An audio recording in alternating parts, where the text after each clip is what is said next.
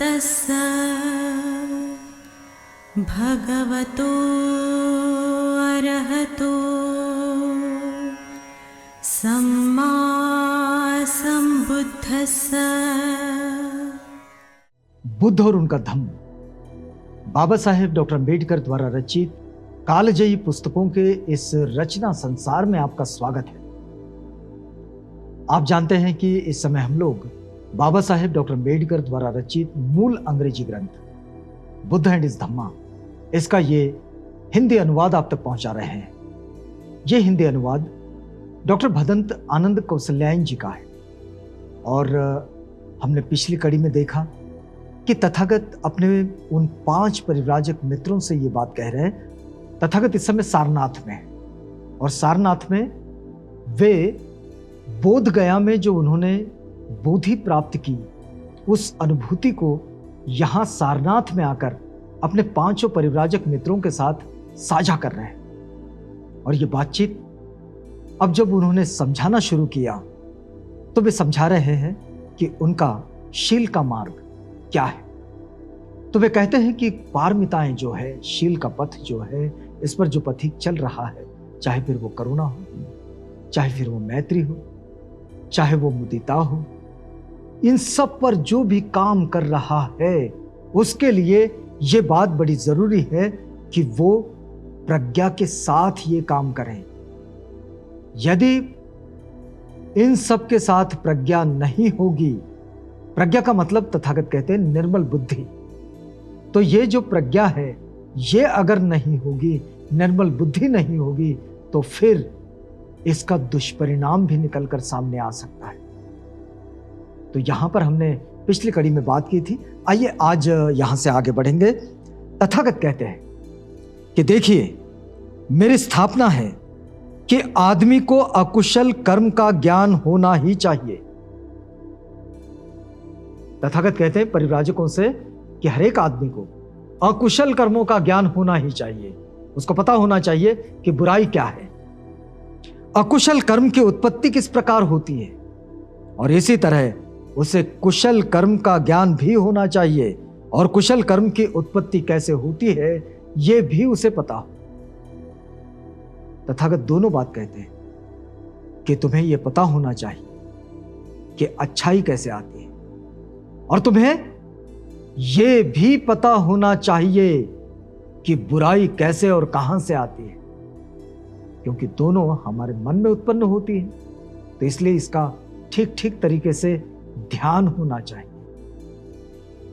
मालूमात होनी चाहिए, पता होना चाहिए कि जहां से बुराई आती है वहां से अच्छाई भी तो आती है।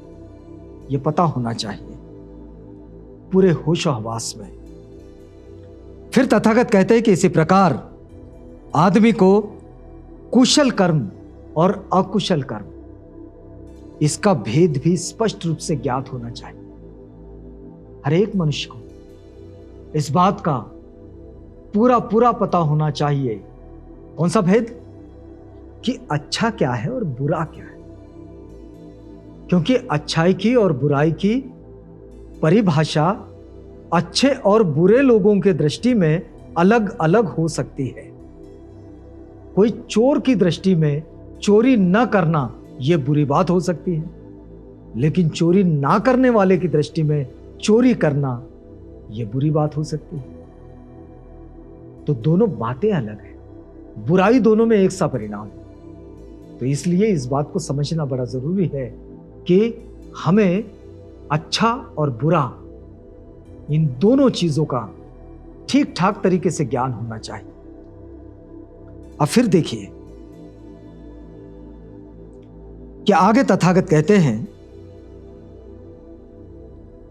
कि हर एक आदमी को इस बात का स्पष्ट रूप से ज्ञान होना चाहिए कि अच्छा क्या है और बुरा क्या है, यानी कि अकुशल कर्म क्या है और कुशल कर्म क्या है। उसके बाद वे कहते हैं कि इस प्रकार के ज्ञान के बिना चाहे कर्म विशेष अपने में कुशल कर्म ही क्यों ना हो, चाहे शुभ कर्म अपने में शुभ कर्म ही क्यों ना हो, तब भी यथार्थ कुशल भाव या यथार्थ शुभ भाव नहीं है। इसलिए मैं कहता हूं कि प्रज्ञा एक आवश्यक सद्गुण है। तथागत कहते हैं कि जो भी हो रहा है या फिर जो किया जा रहा है वो बिल्कुल साक्षी भाव में आंखें खोलकर हो, दिमाग खुला रखकर हो। और ये मन को खुला रखकर अपने इस काम को करने की जो बात है, ये बात तथागत कह रहे हैं कि हो सकता है कि एक आध काम जो कोई कर रहा है शायद अच्छा हो, लेकिन करने वाले को यह पता होना चाहिए कि यह काम अच्छा है, इसको करते रहना चाहिए, इसको करना चाहिए। हो सकता है कि कोई आदमी काम कर रहा हो लेकिन उसको पता ही ना हो कि यह काम बुरा है, तो तथागत कहते हैं कि उसे इस बात का पूरा पूरा पता होना चाहिए, पूरा पूरा ज्ञान होना चाहिए कि हां यह काम बुरा है। और अगर ये पता चल जाए, रियलाइज हो जाए, अनुभूति हो जाए, तभी तो ना वो उस काम से अलग होगा। तो इसलिए तथागत कहते हैं कि पूरे होश में प्रत्येक कार्य होना चाहिए, हर पल का और हर क्षण का। तो हर क्षण क्षण में हमने होश में रहना चाहिए। तथागत कहते हैं कि इसलिए मैं कहता हूं कि प्रज्ञा एक आवश्यक सद्गुण है। तब बाबा साहेब यहां पर आगे बढ़ रहे हैं, लिख रहे हैं, बाबा साहेब लिखते हैं कि तब बुद्ध ने परिव्राजकों का इस प्रकार की प्रेरणा देते हुए अपना प्रवचन समाप्त किया। इस प्रकार से प्रेरणा दी उनको और अपना प्रवचन समाप्त कर लिया। तो किस बात के साथ उन्होंने अपने इस प्रवचन को समाप्त किया, देखिएगा। तथागत कहते हैं कि हो सकता है कि तुम मेरे धर्म को निराशावादी धर्म समझ बैठो। हो सकता है कि तुम लोग इस धर्म को निराशावादी समझो या फिर समझ बैठो, क्योंकि मैं आदमियों का ध्यान मानव जाति के दुख की ओर आकर्षित करता हूं। देखिए, आज बुद्ध धर्म पर जो लोग कहीं कहीं आक्षेप लेते हैं, उन लोगों के लिए उत्तर तथागत ने धम्मचक्र प्रवर्तन के समय ही दे दिया, सारनाथ में, जब वे परिव्राजकों को बता रहे थे।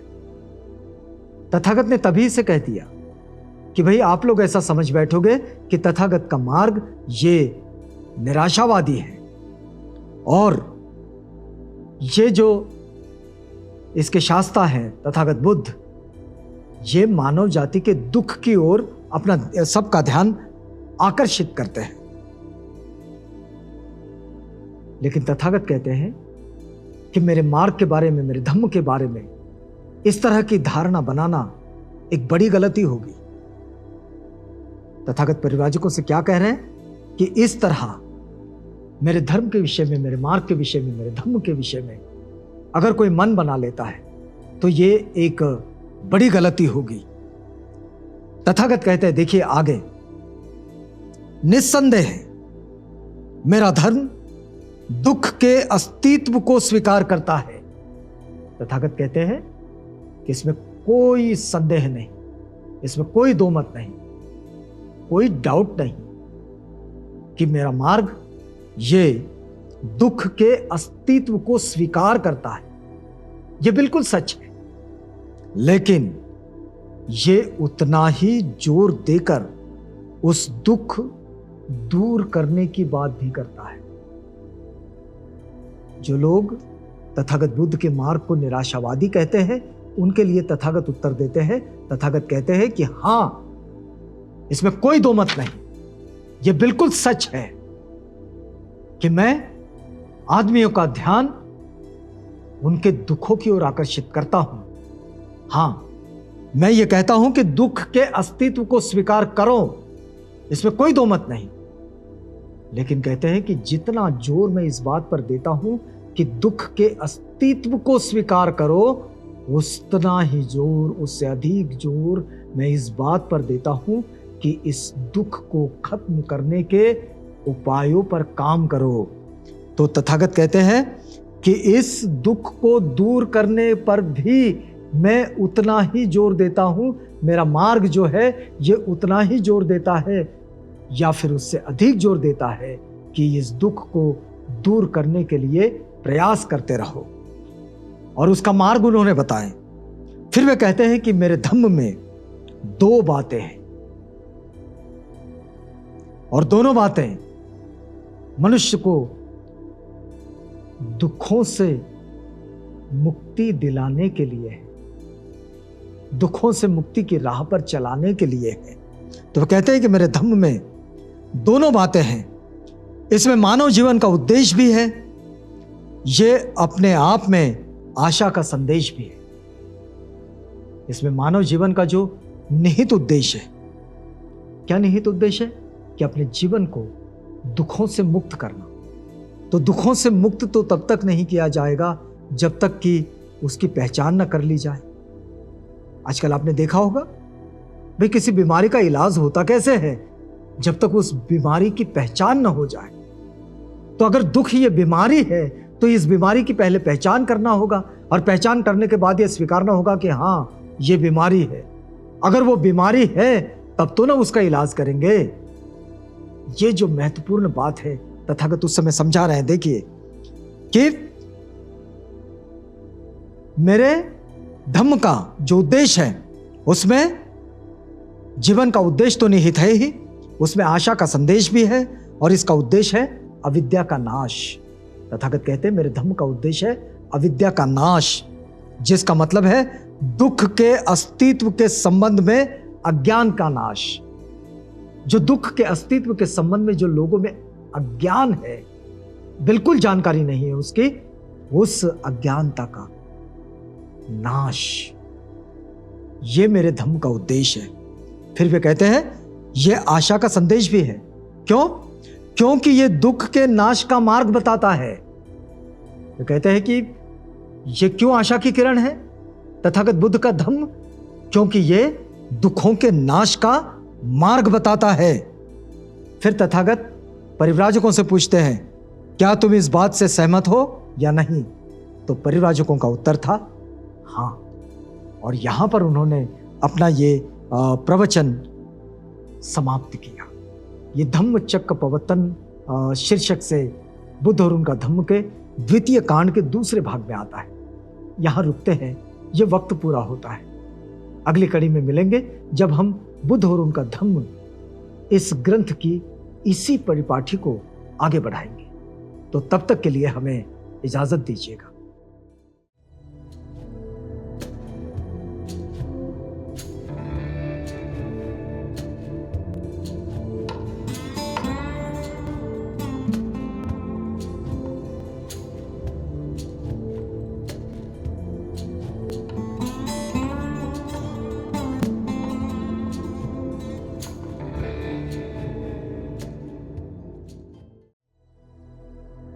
बुद्ध और उनका धम्म